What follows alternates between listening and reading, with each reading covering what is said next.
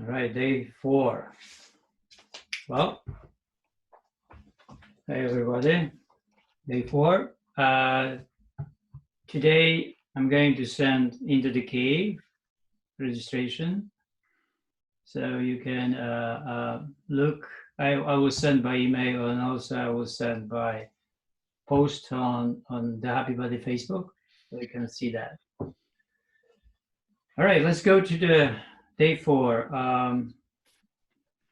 I ask for reading triple happiness. Is there anybody that would like to say about triple happiness?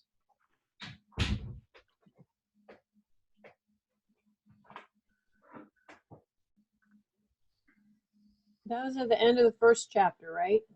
Yes. Okay.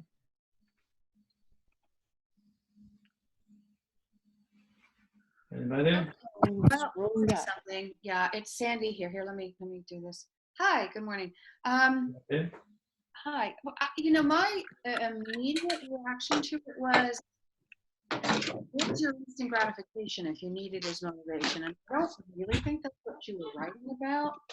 But for me, it was, yes, you implement these things and immediately you have that feel good that you can internalize, and that I think if you success you project out. That was kind of one of my immediate reactions. Sandy, I'm sorry to interrupt you. We can't hear you because Jenny is interrupting. Jenny, can you turn your mic? Can you mute yourself, please, Jenny? Because we can't hear what Sandy's saying. Do you want me to start again? Hold on. I will just mute everyone. Yeah, she's muted now. Sorry to interrupt. Please. Should I go back or Start again, please. say it again? So I had a reaction to it, which I don't think was what you were necessarily writing about, but for me it was, there's your instant gratification. If you make the plan, you live your day, and you succeed, and you do all the things you're going to do. There's your instant gratification. It's difficult sometimes to always have, gratification put off, and I live my life knowing that you need to do that, yet still, to me, that was a big important piece of that. And then eventually, as you become successful, that projects out, I assume, and that's where your third happiness comes from. And I'm not sure that's what you're writing about, but for me, that was like a little aha. It supports your success on a day-to-day basis in a very deep, soulful way if you practice it well. Yeah. Anybody wants to comment?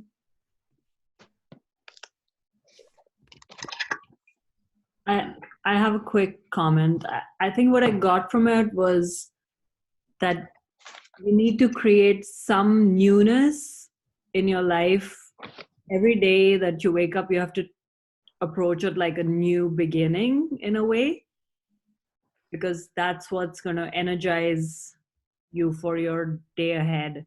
So don't bring all the baggage from yesterday, except, of course, you need to have some on your to-do list, but try to have the the joy of beginning a new beginning in some way every time you begin your day. Okay. Anybody else? I think it's also easier to be there for other people if you feel good mentally and physically, so you're not obsessing about your own dramas and aches and pains, and you can just be in the present moment for other people. So why triple happiness?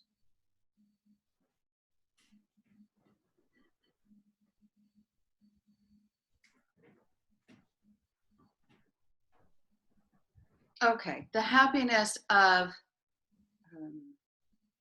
creating a plan, of taking control of your actions, the happiness of success, of accomplishment, yes, and then the happiness of what you can give to others when you're in that space that Olivia was talking about. Just throw that out there. Yeah, well, the happiness that the third is the happiness that is coming from others when they actually expose to you. And I think that Olivia was talking about that importance of becoming a certain way, so others can look at you and then they like what they see. So you become the inspiration for other people.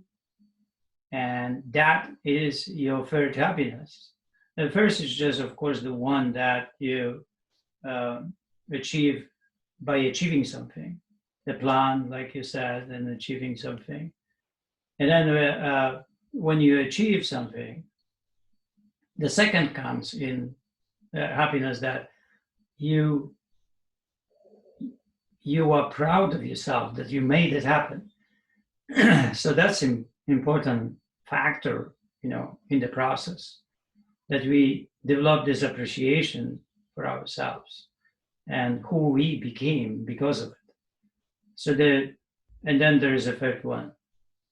But there is at the beginning that we are faced with the weaknesses in our life and limitations. And in spite of the limitations and whatever it is, the most important factor is not to look at that as weakness, but look at that as something that you need to go somewhere else and develop more strength there. So if you are born, let's say, short, of course you will be short, and that will chip your happiness a little bit, because taller boys will simply be stronger and then put you down. And that alone somehow chips your happiness a little bit. So it is important that if you come with that kind of weakness in the society that judge that, it's like a black person, right? You are born and the society judges you. And because of these judgments, you have the weakness. And then when you engage life, you are really underdog in a way. So the society places you as a weaker and gives you less. A woman today is in the same position. A woman makes less money than men doing the same job, as short man makes less money than a tall man doing the same job. Interesting, right? And of course, black people, right, make less money doing the same job as white people. So this exists constantly. There's the situation in the society, but it doesn't mean that you should feel that you are less. The message is to make yourself stronger somewhere else, a lot of stronger. So, if you are short, then you become smart and you engage in knowledge, and that takes you somewhere that you are somebody, or you make yourself a surgeon somewhere, or something else, right? So that it gives you the edge somewhere else. So then of course is the situation with the happy body and the weakness that comes from aging.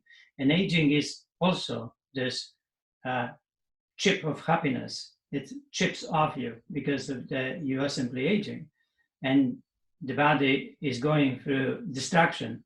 The body is going through deterioration. So, okay, so what are you going to do with that? So the brain is important to face it not as less, but the message to start doing something to make something better. I mean, a lot of better than normal. So you need to become, a lot of better, because you're simply judged from one side.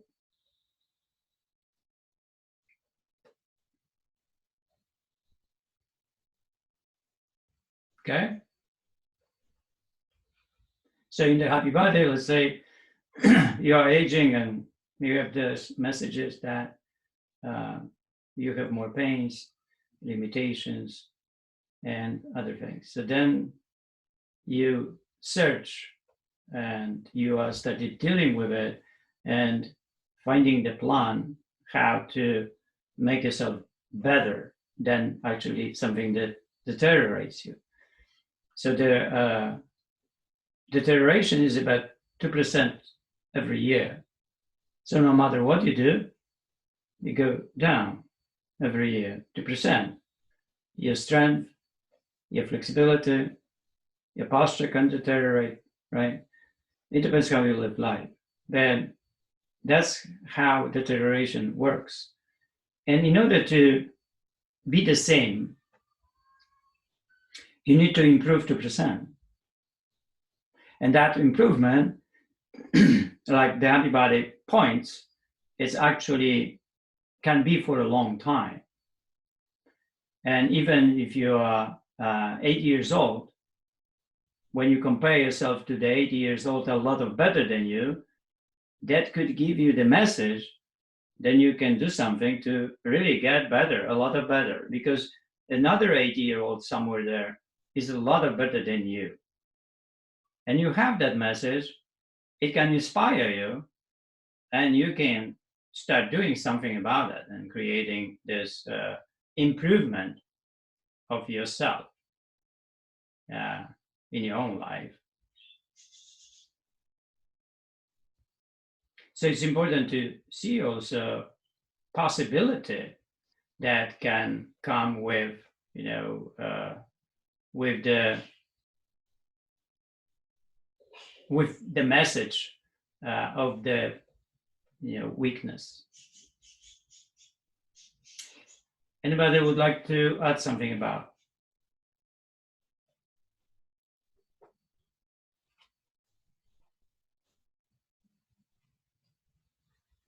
All right, let's go to chapter 2. Did we talk about dream on, but act now? No? Not yet. Not yet. Okay. Is there anybody who would like to talk about it?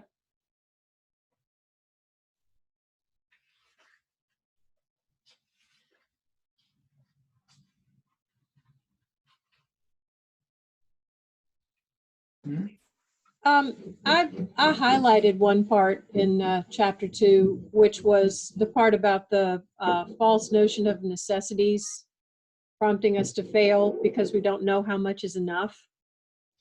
I just thought that was interesting because I think a lot of us, if we grow up with overabundance, don't really understand the concept of enough. I know my children don't.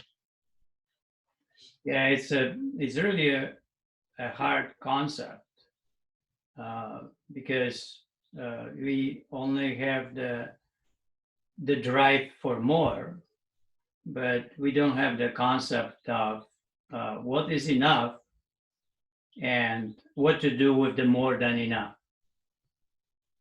So that once we have the concept what's enough, then we can develop another concept what to do with the rest, so we don't waste it. So if you have the concept what's enough food, then also you have the concept how much you can spend on food to have enough. And then you have the saving because you simply do not eat more than you need. And with the savings, you have to do something with the savings.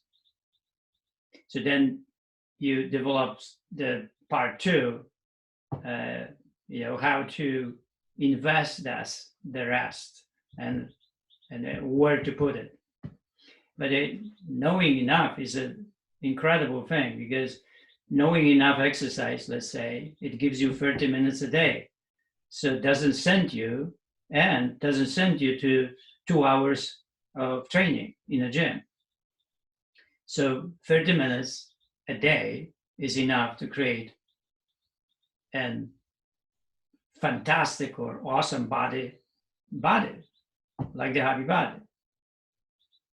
So you really don't need, hours in the gym. You can do it at home, and you can do it in 30 minutes.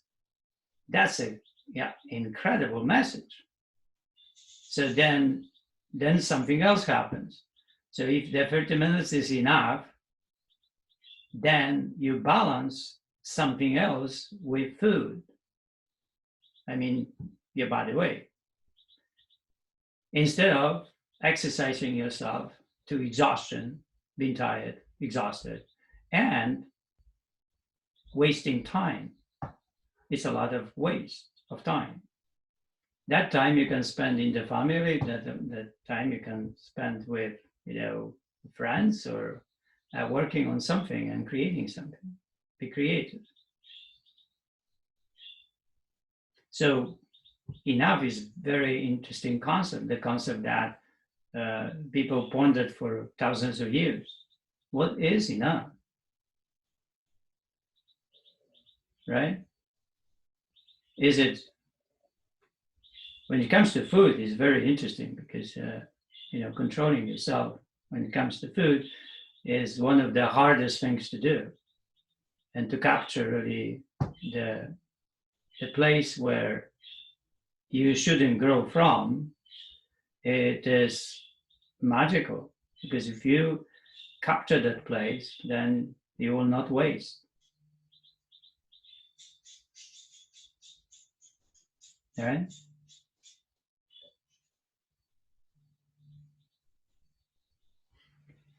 So that development of this no excess is all over everywhere, in every religion. There is no such thing as goodness is to attach to the excess. Goodness is really knowing what's enough. That's goodness. And that's why almost everywhere we have this limitations on how much is enough. But even though we have, obese priests, we have obese monks, and these people that they're supposed to be spiritual people, and the people that should show us that access is not a good thing, they don't show us that. And that's the saddest story of all. That these people, the most influential people, the people that should guard that, they don't show us. They actually fail. They fail society. They fail everyone around. They don't work on themselves to control themselves. They lose control when it comes to food. And the end of that is the whole society is losing that as well. We don't have role models in the right places. That should go with teachers. That should go with everyone that, in a way, is in the position of being a teacher or standing behind something like religion. Well, one of the biggest predictors for whether a child will grow up to be obese is whether the mother is. The father is not as important statistically for whatever reason, but if the mother's obese, the children are more likely to grow up obese, regardless of what the mother feeds them as they're growing up. Right. So, well, that's the mimicking, right? As children, we mimic our friends and parents, and hopefully one day we become grown-up people and make our own decisions and detach ourselves from what our parents were and how they fought and what the teachers fought, and we become these thinkers, original thinkers. We think for ourselves. So we stop being a monkey and repeating others. And one day we arrive to the place where We have original thoughts.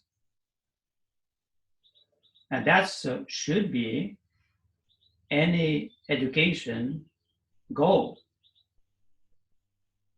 Any education. There's only one education, somebody said, I don't remember who, but there's only one education toward independence.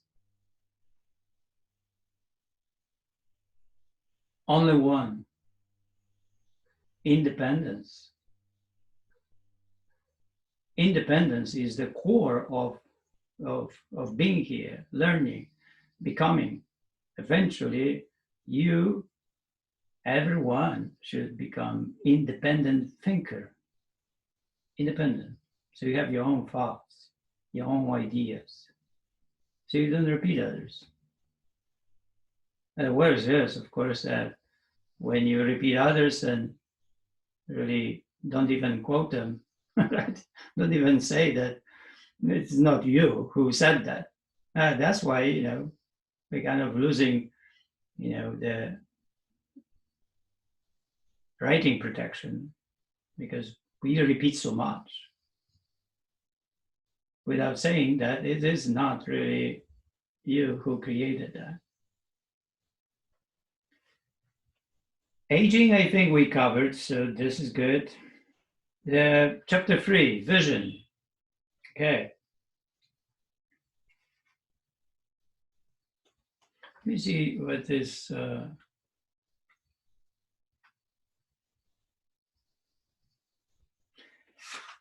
An interesting quote, but Eckhart Tolle, chapter 2. That is the real spiritual awakening, when something emerges from within you that is deeper than who you thought you were. So the person is still there, but one could almost say that something more powerful shines through the person. And that's what I was talking about. Origin, independence. They are not anymore, other people. They are you. Vision, chapter 3. In order to carry a positive action, we must develop here a positive vision. Positive action. We have to really create in our minds a positive vision. If we have negative vision and we want to achieve something, it's going to be really hard, or it's not going to happen. We collapse on the way. So the happy body is this goodness that is created, and the goodness that needs to be created by everyone. You see, the happy body, for me, is the messages, is the standards that I need to have in order to live my life. And each time when I have different impulses, that I can develop the strength and develop the possibility for being around my standard. Then if I don't have those standards, it would be very difficult for me to make it happen. Since the standards are there, then I have a chance to live the life according to those standards. So for me, the happy body gives me the standards, and then gives me the plan, and I self-coach myself around that plan, and my life becomes good and easy in a way. But the hard choices are coming because, as I said, goodness is hard. I have to fight for goodness. Easy? I don't have to fight for that. It just is provided for you. What's easy? No fight. What's hard? Good. It's always a fight, because you have to get better in order to create more goodness in your life. It takes effort. Easy? Doesn't take any effort. So we are going now to the no choice, no freedom feelings. Anybody would like to approach that?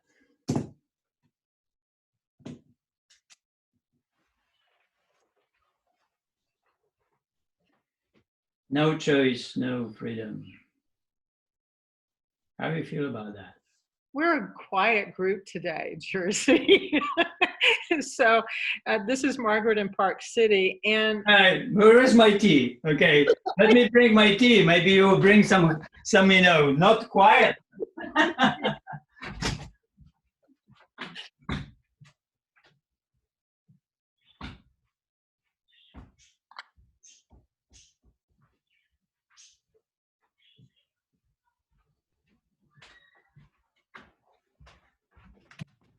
I think that you are we are in poetry mood or we are in philosophy mood. I'm definitely in philosophy mode, and as I went over this exercise, when I read No Choice, No Freedom, I feel grateful that I have so many choices and so many freedoms, and that the opportunities I have keep presenting themselves, and how I'm not a victim of where I am in my life. And every time I read the phrase, I felt gratitude, because no freedom, no choice, no freedom isn't part of the bulk of my reality. Well, actually all of my reality. I'm just not mindful to those mindless choices I just react to. Right. But like I said, I'm working on that muscle. Okay, that's good. Anybody else there? You with the no choice, no freedom? It's funny because I had almost the opposite response, which surprised me. I wrote, I feel the weight of the choices I make and too often pine for what I am choosing to leave behind instead of looking ahead at the freedoms I'm earning. In the moment, it feels like deprivation and discomfort rather than pride and progress. And I said, if I can capture a feeling of positivity about that moment rather than seeing that moment as a sacrifice for something in the future, then maybe I can live without regret and resentment.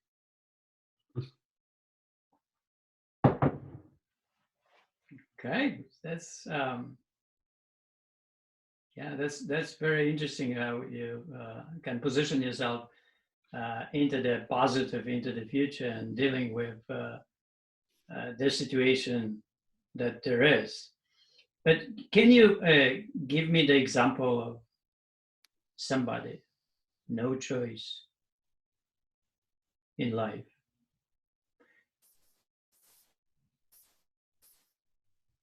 No freedom, a person in life. This is like a bit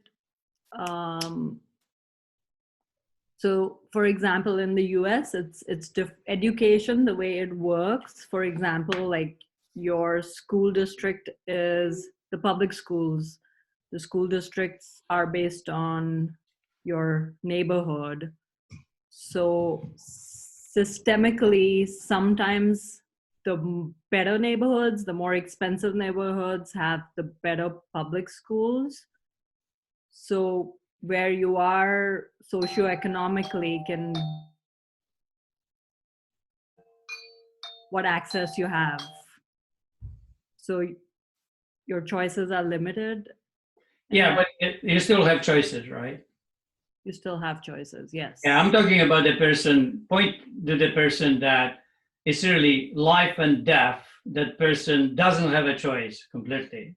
The only choice is to do, to accept the help from outside or die. No choice. Who is the person?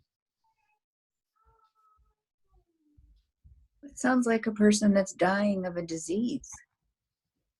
That they're at the mercy of. I'm not talking about that somebody is dying, but somebody is not dying. Somebody is living and is in the situation of no choice. Who is the person?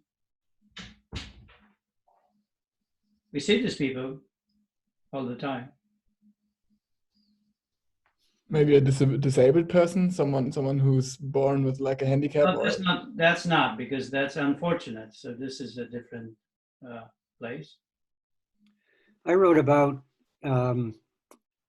giving up my driver's license.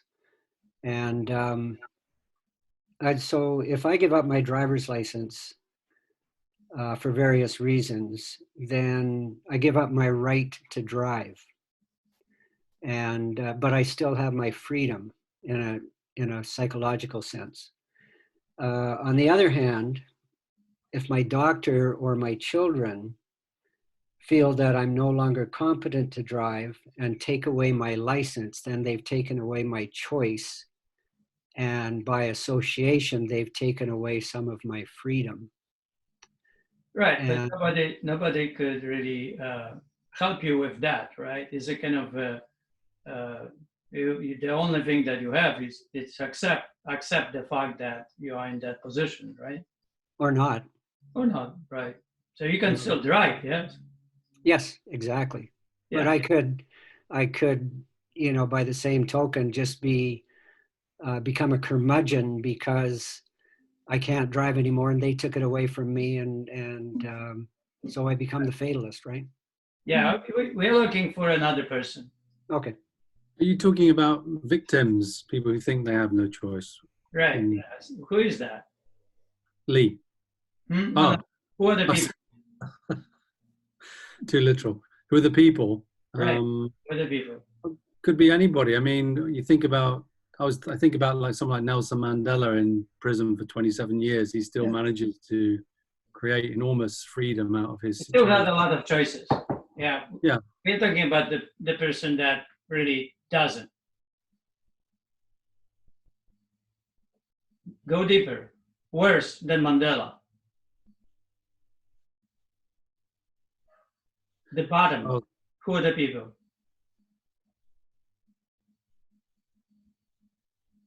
Mandela still was in a good position.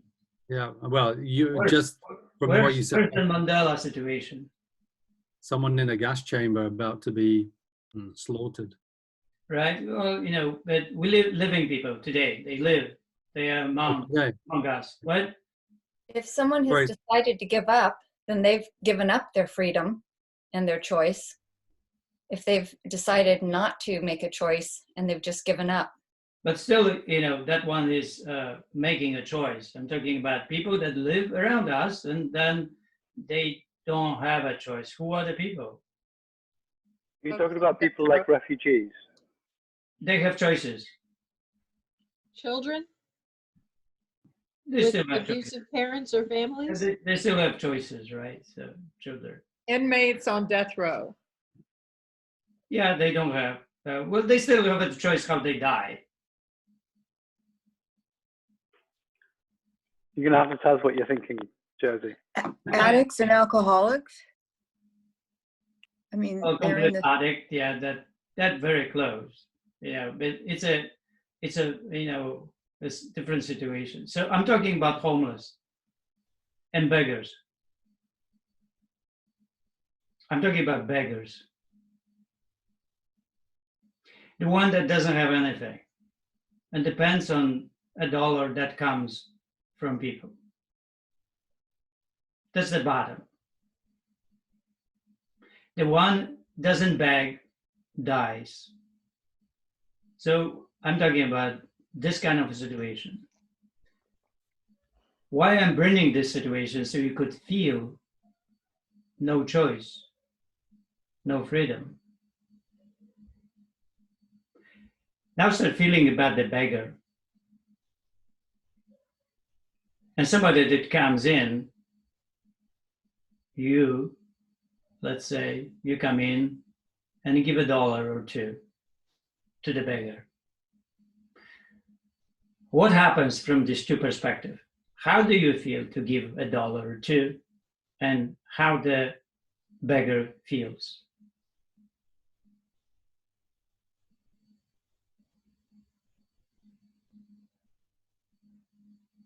I'm guessing the beggar would feel a bit humiliated to be in that position. Horrible, right? Yes. Humiliated, you know, put down. right? It's a really horrible feeling. But what about the other one? Don't you think the beggar also feels maybe a little bit happy that he gets something? Maybe he was like very long on the street begging, people wouldn't give him something, and then someone finally decides to give that person something, and then you can buy something to eat. I don't think Isn't so. You're a beggar. You're degraded completely in your life to be a beggar. So, I think that would be more like relief than happiness or right. grateful. You're a beggar. Then, the one that gives the dollar, how that one feels. I think the person would feel proud of themselves or happy for giving the beggar the dollar. Right. But true goodness would be encouraging that person to come home with you and help him turn around his or her life, right? Well, it's not really that. That is a different question. We need to stay with the feelings. Okay. The feeling of the one that is giving, and the feeling that the one that really doesn't have a choice but to beg. Right? Okay. Jersey, good morning.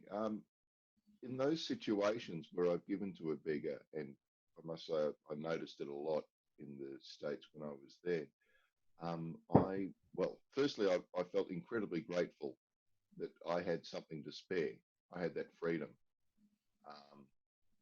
And as well as feeling sad for these people, and there were so many. Some of them just begging, with signs asking for food, not even for money. And the other thing I felt was anger, that there were just so many of those people. I'd never seen so many homeless people in America as the last time I was there. Why they would be angry? No, not them. I was angry. Oh, I see. That I was, angry and upset that there was a society where there were that many homeless people. Right. So the one that is giving, right? It can feel good. Oh, absolutely. Be kind, right? And experience kindness, right? You give $1 and you experience kindness. You experience goodness. You experience that. The one is receiving cannot experience that. Experience something else, right? Experience really extreme negative of the place where that person is. Degraded to no choice. Degraded to be a slave in life. So now let's, so when you were writing, No Choice, No Freedom, what did you get in that writing, like no choice, no freedom? Did you get to that place where there is no choice? Because to feel that beggar is really important, right? In life. So you feel the beggar and you feel that situation, then you can comprehend no choice, no freedom. Because most of us have choices everywhere.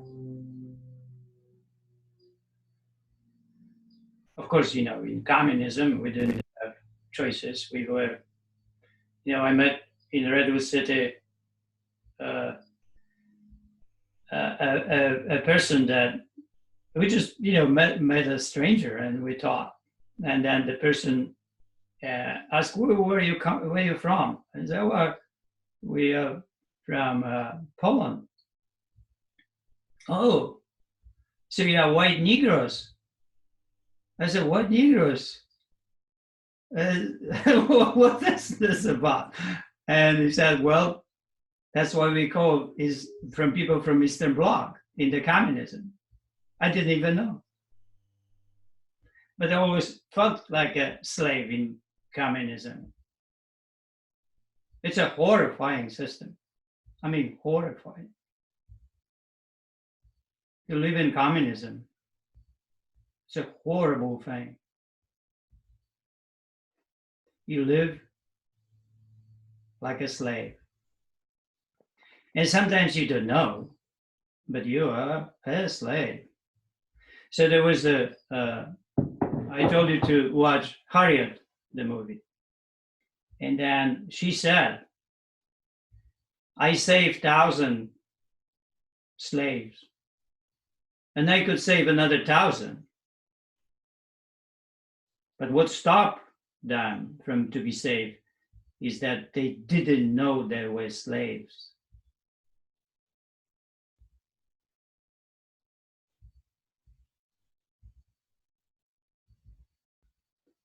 So it's some of us, we really get the idea that, or the feelings that helps us to move in life and help us to see how to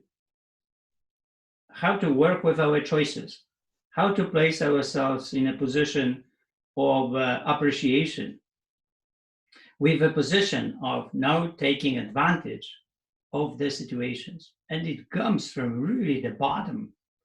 So from the situation of completely no choice. So when you have situation of choices, then what's at stake? When you have choices, what is at stake? Everything. Your choices. All right. Go ahead. Go ahead, Jan. Okay, I was just saying, if you have choices, what it's at stake are your choices, like losing What is that? them.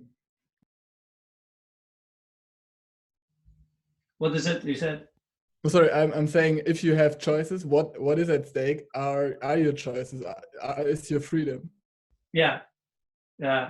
So is it important, what kind of choice you make then? Sure, because you could lose it. Right. Okay. I will give you the example. So about 25 years ago, I worked with my mentor, who is a poet. And he reads me a poem from a book. William Carlos Williams, I remember. Yeah, that was from his book. And I like the poem.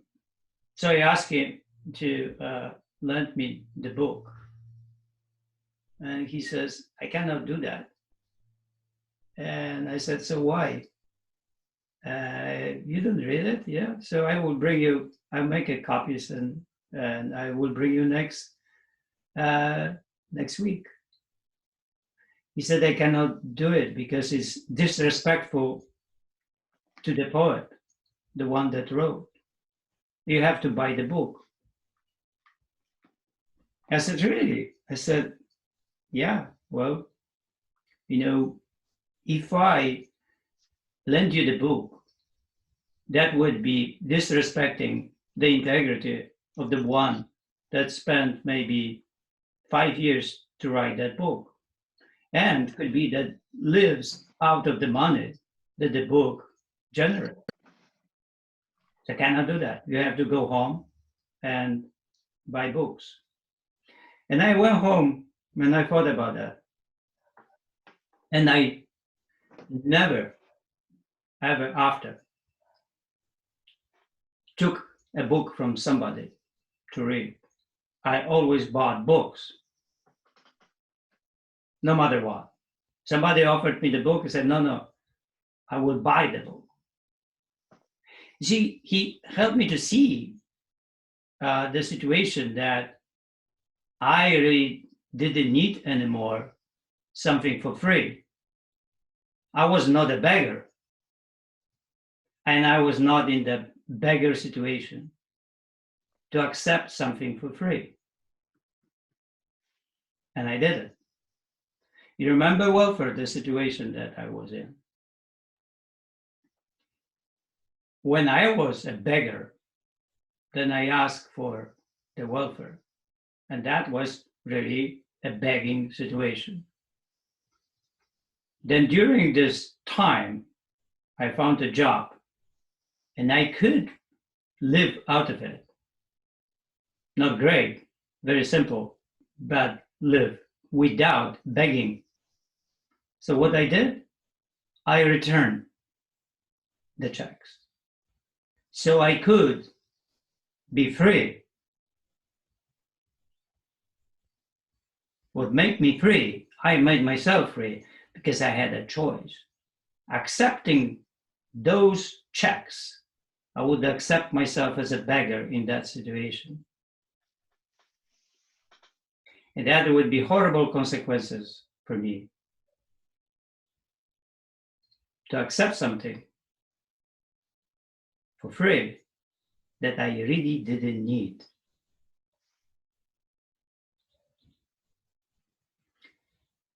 No choice, no freedom. So would I go to a library and copy a book? Would I? Never. Would you?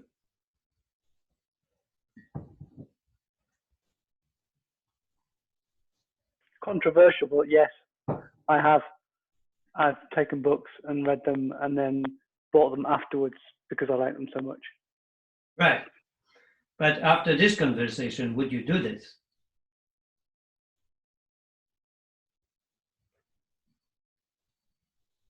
Would you do it again? Would you go to the library today and would take the book for free and return back without buying it? Would you do that? Now you know that you are taking the book that somebody wrote, and you know that you disrespect the author by doing that. Would you do that? But libraries also pay per lend of a book. Each time a book is borrowed from the library, the author gets a fee from that. Here, at least here, they do. Yeah. Very I think often, that's true in the UK.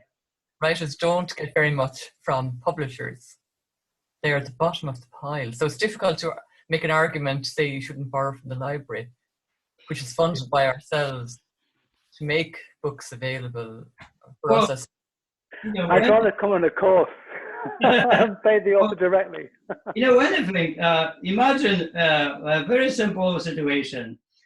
About 30 years ago, I was invited by my client for a dinner.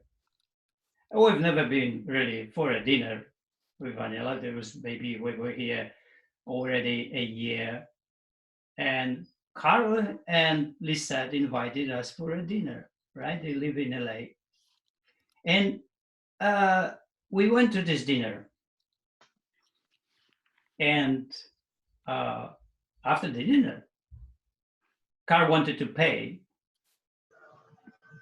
but I didn't want him to pay for us. You see, but by accepting the payment, I could accept the payment if it was like a friendship and so on. But that was just my client, right? It was not like a deep relationship. Today we are in a deep relationship. I wouldn't have a problem with that. I pay or him pay. But at that time, I felt like that accepting this money would be in some ways taking my freedom away from me. So it was difficult for them to understand, but we paid for our dinner. You see, no matter what you receive for free in life, you have to be very careful. If you can afford, never take anything for free, because that has the power of corrupting you and degrading you. It can disrespect you and take away from you the choice that you have. And that is a very important lesson. how to live life.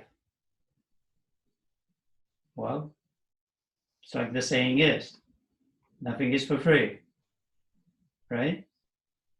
So next time when somebody wants to give you something, stop there and think about what's going on. If you don't have to take it, so don't, unless it is a gift for some kind of friendship and so on.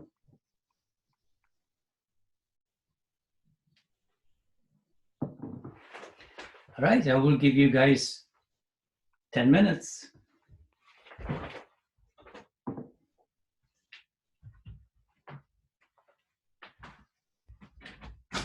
I was just thinking about the free weekends at the timeshares and how that's not really what it is. Oops.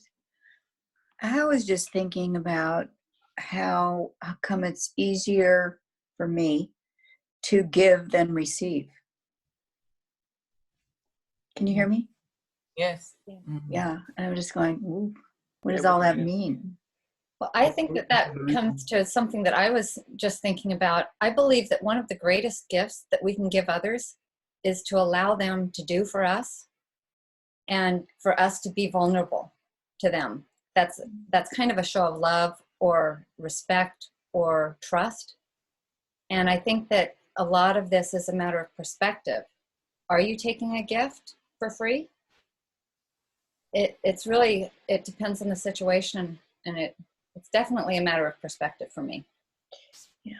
I definitely would also check out a book at the library. Otherwise, they'll all go away, and then we won't have a library for all those It's people. true. You've got to support your libraries, right? Absolutely. It's a big thing to support libraries.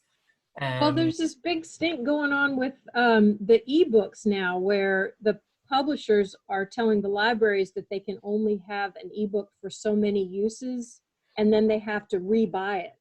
So I used to use the online library all the time, but every single book that I want, there's a wait list for it because they have to keep rebuying the books, which I think is interesting. I mean, I totally agree that you should support the authors, but on the other hand, the libraries are there for people who can't afford to pay $11.99 every time they want to read a book. So, yeah, I think the principle of not taking something for nothing is sound. I think you just need to look at how you're contributing or how you're giving for whatever it is that you're receiving. And it could be buying a book, it could be renting something, it could be, I don't know, making a donation, for example. Also, good luck telling that your kids, right, on next Christmas. And you didn't work for it. That's right. You need to earn these gifts. I also think there's something about being aware of a power balance and imbalance in giving and receiving. Yeah. You know, giving and liking to give and always being the person who's giving can put you in a position of power relative to the other as well, which mightn't be such a good thing. Kind of like you're owed. Kind of like what, sorry? It's like creating a situation where someone owes you, feels like they owe like you. an obligation. Yeah.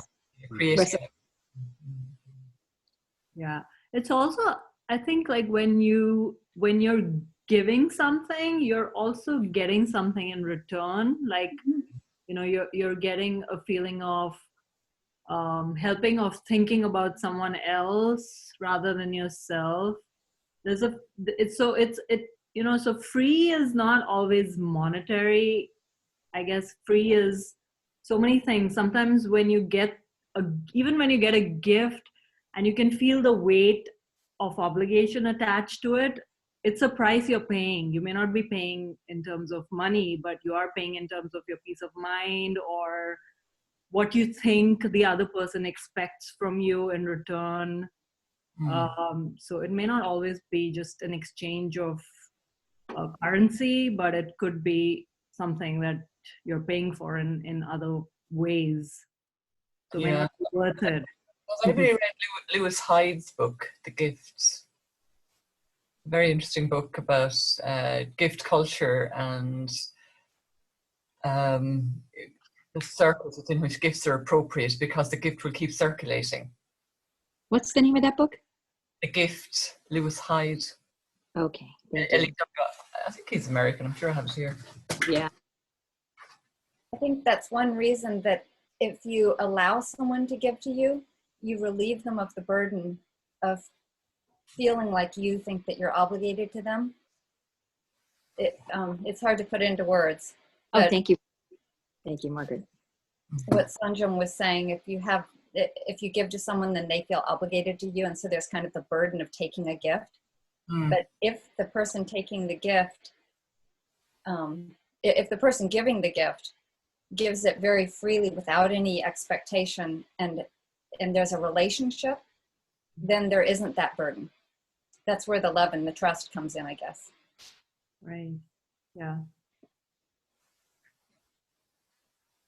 Well, you know, I don't know how many of you are familiar with the book about the 5 love languages, but one of them is gift giving, and another one is acts of service, which in a large way is giving a gift too. And so if you, it's like what Karen was saying, if you know that that's the intention of the person giving it to you, then accepting it graciously is the best way of saying thank you for loving me. And if you don't accept either of those two, then you're down to 3 love languages. You don't want to be down to 3.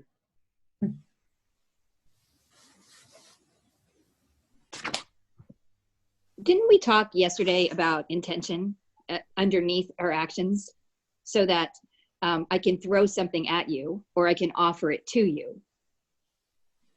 And the first one is forcing and manipulative. The second one is receptive. I'm being receptive as I'm giving you something. And the converse can be true too. I can be taking, grabbing something, or I can be appreciative of the offer that you're giving me, right? I could be receiving it. And so I look at the intention underneath the action part, and whether it's being receptive or unreceptive. And believe it or not, I wrote a PhD dissertation on this. On how I believe it. Give us a summary. Give us the exact summary. Pardon me? Because I was trying to figure out how to turn around a very negative situation, especially if you were the target or the lowest status person. And it's something some of you might know as the self-fulfilling prophecy effect. So if you are a teacher and the teacher has a negative opinion about a student, that student is in a real bind, because if he gets a good grade on the test, the teacher can interpret it as he must have cheated, right?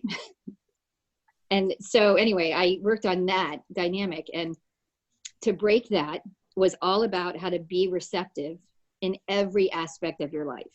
Just like I'm breathing, when I'm doing anything, I can also choose to be receptive when I'm doing anything. And the doing can be taking or giving. It doesn't matter the direction of the exchange.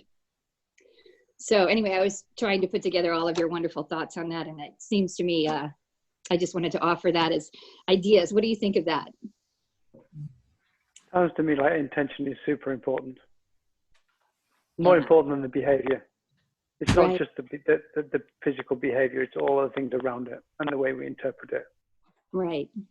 But aren't you attaching expectation when you put intention there? So I get that intention's important, but if you're giving something and you attach an expectation to it, however well-intentioned the giver is that really, again, it becomes transactional, right? You're not, so your intent, it's not just the act of giving.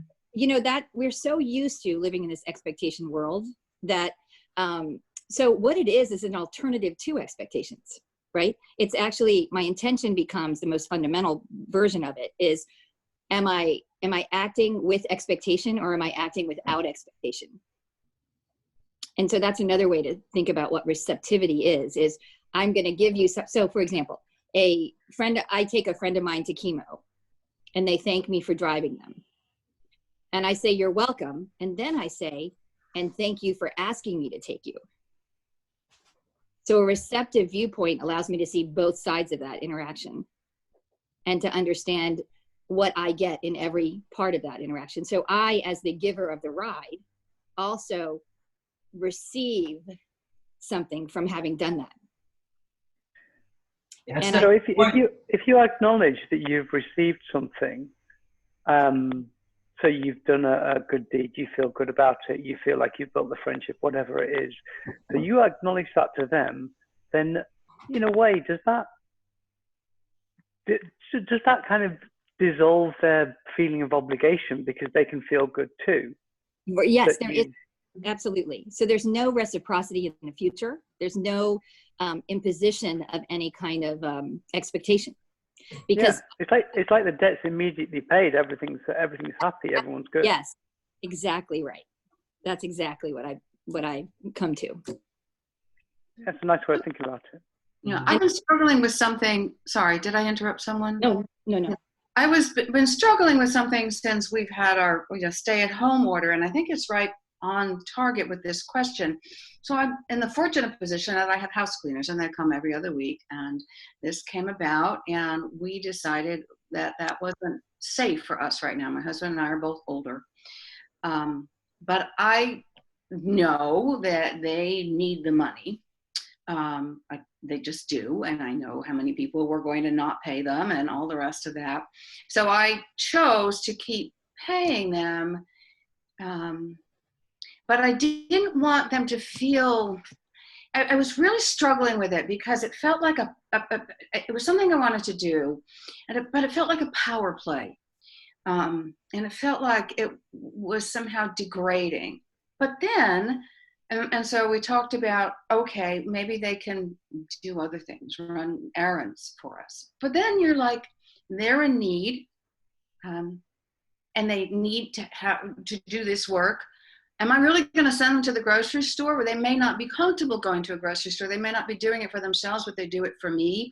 And I keep myself safe and put them in this position. So I've just tried with my verbiage to say, this is, keeping my spot. And I'm so grateful for everything you've done for me in the past.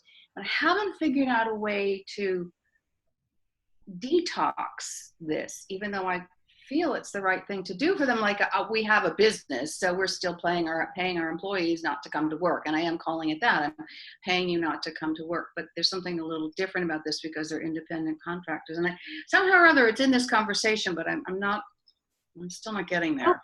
What about it's in their field because they could choose not to take your money? Yeah, but can they really? I don't know how close to the edge they are, they could choose it, and then that could put them in, needing to go to the food kitchens more often, and their choices are not as comfortable as my choices. It's really hard to do it, right? Mm-hmm. It's not easy to adjust yourself in a given situation so you don't degrade the other human being, right?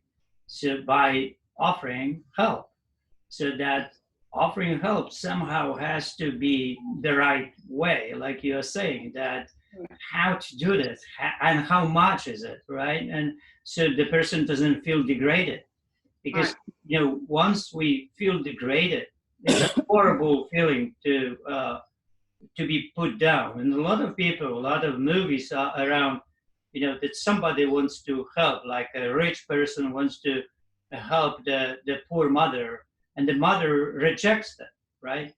Rejects them, or a father, because it degrades the human being in that position. No matter how hard it is, the person wants to do it on his own, right? Because that's the only way to keep your integrity, to keep your sanity, so you're not bought. No matter how hard it is, you won't do it by yourself. Right? So it is the important is to adjust yourself to the feeling of the one that actually is doing the help, receiving. Because if I'm helping somebody, right, and I'm helping in a way that it is genuine, right, and I'm finding the way how to make it happen, that I'm receiving kindness and goodness because of doing that, and the other person is not degraded. It's very difficult to capture that. So so everything works in this way. Then there's the situation when degrading happens. That's what we in life need to avoid on both sides.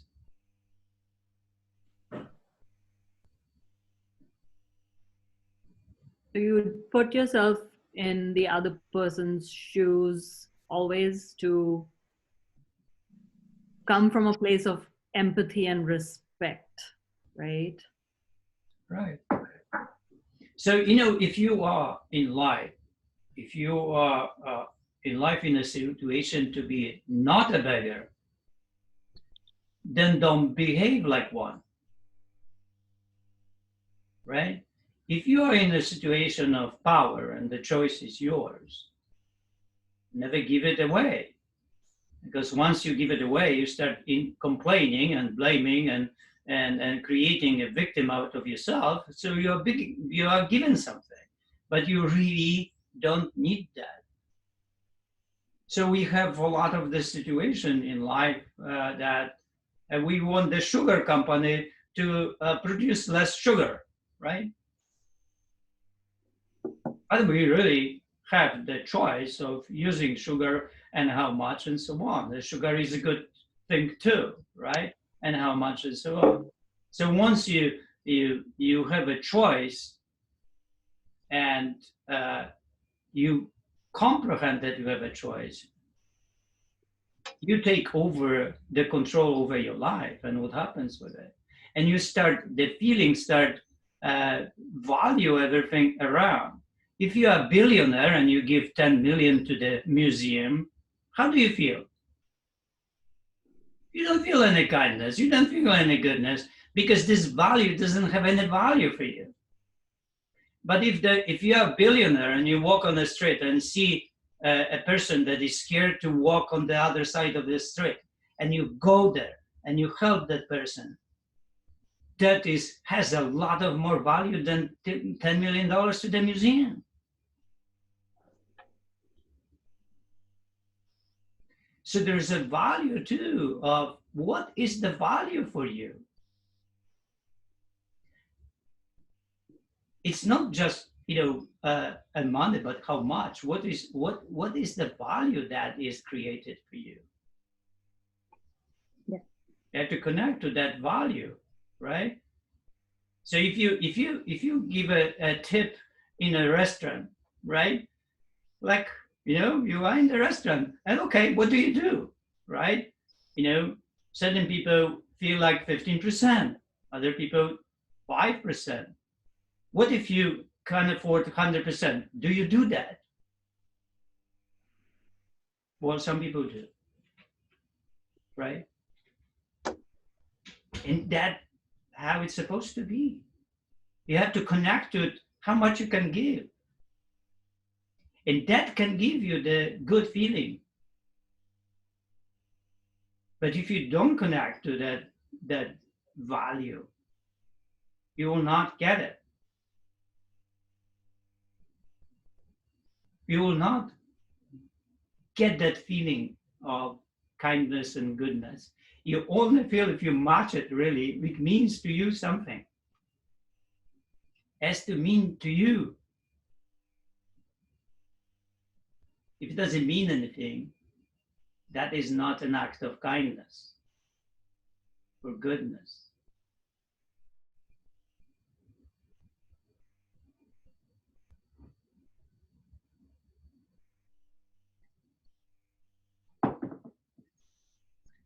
All right.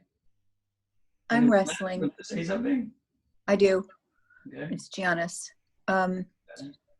I'm wrestling with, okay, well, I have losses, I have fears, I have, and yet there are people in my life previously who I would go to and have services like cleaning, like hair, like, something like that. I'm wrestling right now with the idea of, well, do I go and give people money that like I used to, even though I'm not still doing those things? Just wandered in my head. I mean, I can understand my housekeeper because I've known her for 30 years, but a lot of these other people I don't know at all. I just want, strangers to me that I use services. So, I mean, I certainly don't want to be so selfish and that I don't give, but I also feel a fear for myself. So it's interesting. Right. We all, have but is it true? So you have to really connect to that feeling and your own situation. It is true that you are already in the situation that is, hardship, right? It's like today, the situation, a lot of people take loans and to pay, right? To pay the bills. Yeah. But there are probably people that they don't need to take loans and they take them anyway because they take advantage of it, you see? But that's just wrong. Yeah, well, yes, but you have to have a feeling. If they had a feeling that it is wrong, right, they would never do that. Yeah. They simply don't have that virtue. And they don't see themselves that they are becoming beggars and they are pretending to be beggars because they are not beggars. They are pretending to be beggars. I think they're worse than beggars. Yes, they are worse than beggars. You're right. They're just pretending to be beggars, but that makes them worse than beggars. Right. So in life, it's very important that we do not, act like beggars. We don't behave like beggars. That it is okay to pay.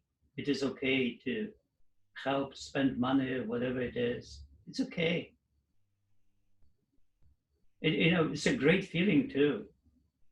But you have to connect to that. How much, right? If you go to a restaurant for a dinner, you really have to connect to that. How much you can afford, and you be fair with whatever it is, right?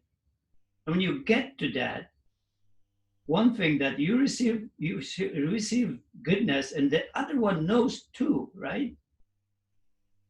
That you came from a different place.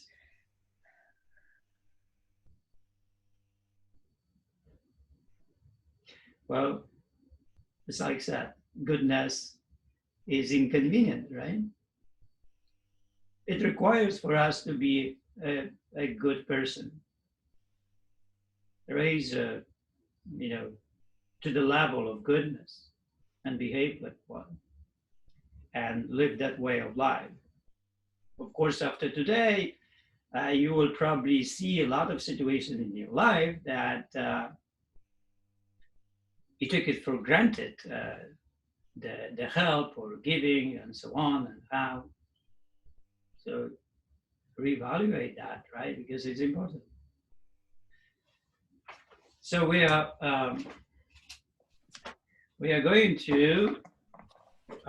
going to write from that interesting perspective now, right?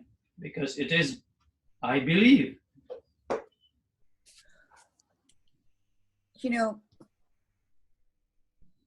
I'm really sorry, but I don't know where you are and what book you're in right now. Oh, the Virtues. Virtues. Okay. So we are writing. I believe. I understood. I understand. Then I think. Then I feel. Today. Okay, I got it. Feeling, right? To feel the beggar, to feel the situation of the one, no choice, and not to behave in life like the one that you are if you're not, because it's a trap. it's really a big trap in life, that you can really miss that situation that you are not a beggar, but you behave like one.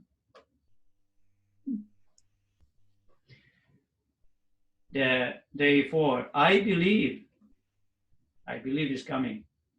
So now you write, I believe.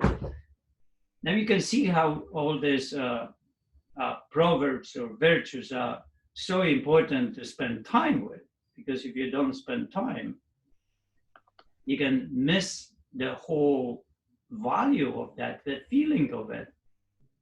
And you can just brush through and never really connect to the feeling of what it means: no choice, no freedom. It's a very serious statement and very serious feeling. And we are reading chapter 4, which is pursuit. Interesting. Desire is the key to motivation, but it is determination and commitment to an unrelenting pursuit of your goal and commitment to excellence that will enable you to attain the success you seek.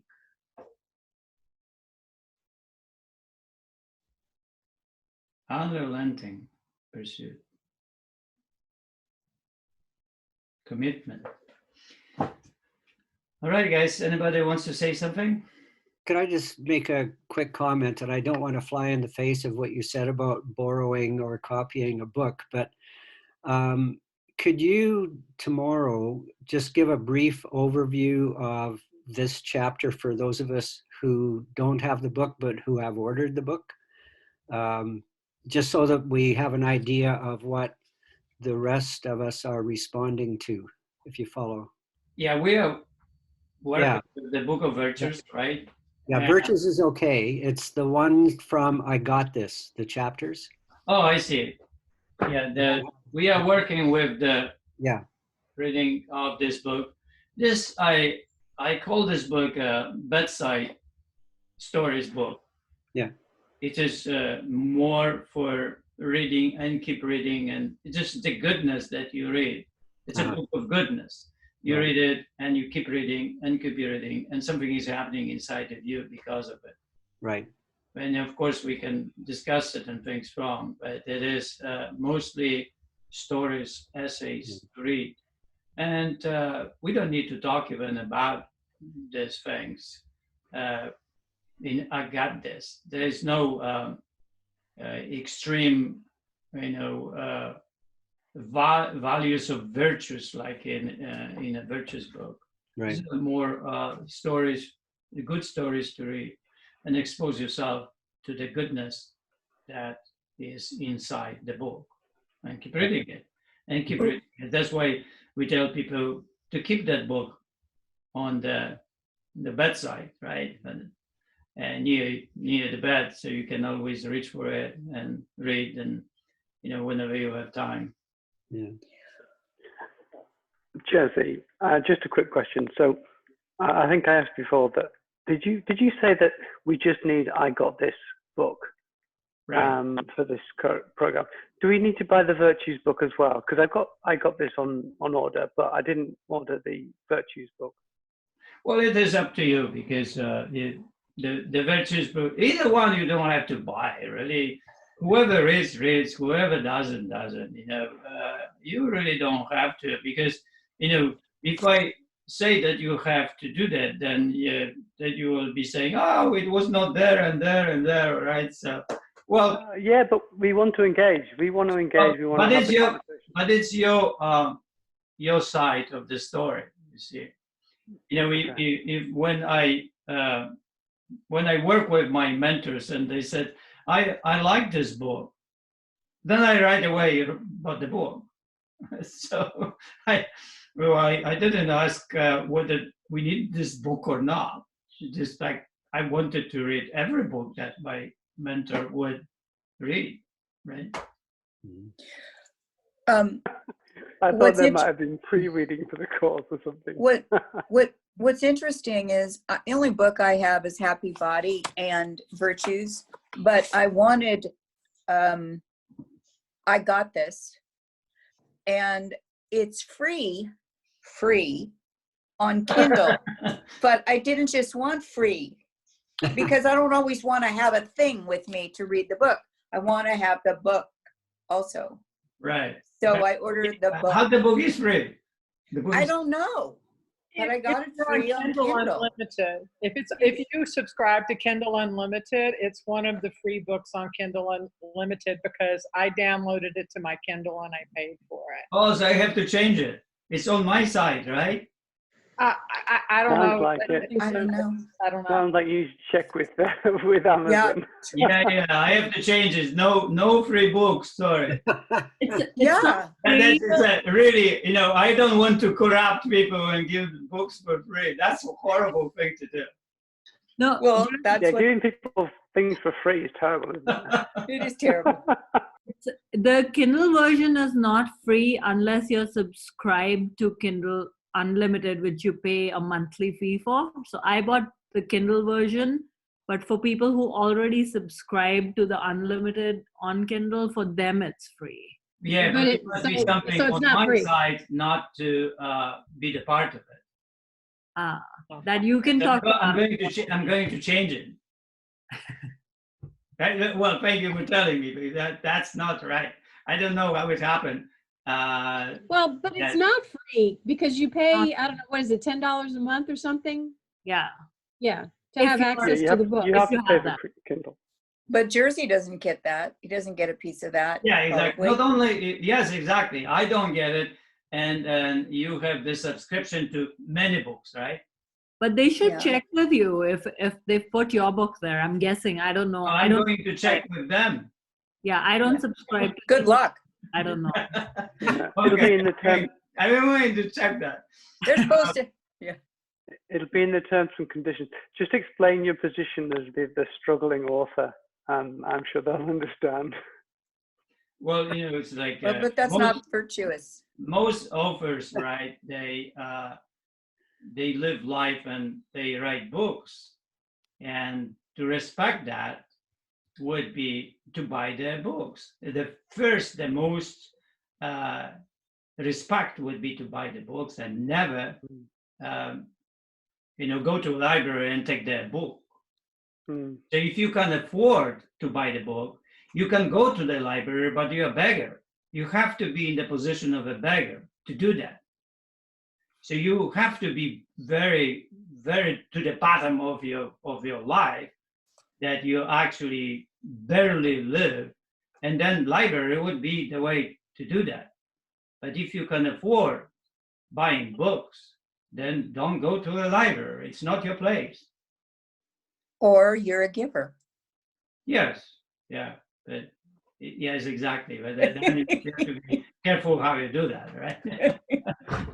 Yeah, you can buy books and then give them to the library. That'll be all right. Not right. Oh gosh. Not right either. Sorry, guys. All right. So, anyone wants to say something? Easy life, hard choices. Hard choices, easy life. Yeah, that's right. Right now, you can see more why it's hard choices is life, right? Yeah. Yeah. Thank What you. is the easy choice? What is the hard choice? And now you can, from perspective of a beggar, you can see how you could make easy choices and how you would experience the feeling of a beggar while doing that, even though you really are not a beggar. Horrible, right? It's a horrible feeling. But that's how hard it is to get to that feeling. But once you get there, you will never do it again, the situation of being a beggar. And the other one too, that degrade the other human being and corrupt that one by giving. Balance is beautiful. Balance is magic. We have to learn both, how to give and how to be a beggar when we are.